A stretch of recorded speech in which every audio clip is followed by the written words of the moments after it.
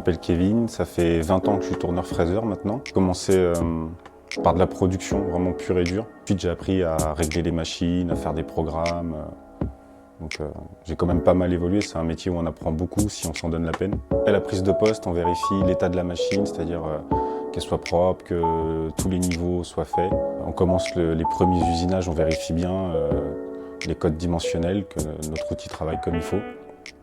Et après on lance, c'est surtout de la surveillance. Il faut une certaine dextérité, conscience professionnelle aussi, parce que nous on est en début de fabrication, donc il faut vraiment faire attention à tout ce qu'on peut, à tout ce qu'on réalise sur la pièce. C'est un métier où il y a de moins en moins de postulants, pourtant il y a une forte demande. Après, c'est vrai que c'est un métier où il faut être passionné, il faut être bricoleur, il faut s'investir, par un esprit logique. Le plus compliqué dans le métier, c'est toujours savoir comment prendre sa pièce, c'est-à-dire comment la placer, la brider, la dégauchir, pour pouvoir faire les usinages dans les meilleures conditions et pour en faire le plus possible.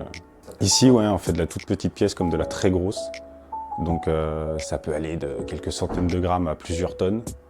Il y a différents domaines d'application. Ça peut partir dans la chimie, la pétrochimie, le nucléaire, l'agroalimentaire. Partir de rien, d'un gros bloc de ferraille et tailler dedans et d'obtenir une pièce qui brille, ça me plaît.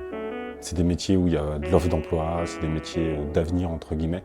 Sans tourneur-fraiseur, il n'y a plus de moteur, il n'y a plus d'avion. Il faut quand même des pilotes sur les machines, elles ne travaillent pas toutes seules. C'est nécessaire, on a besoin.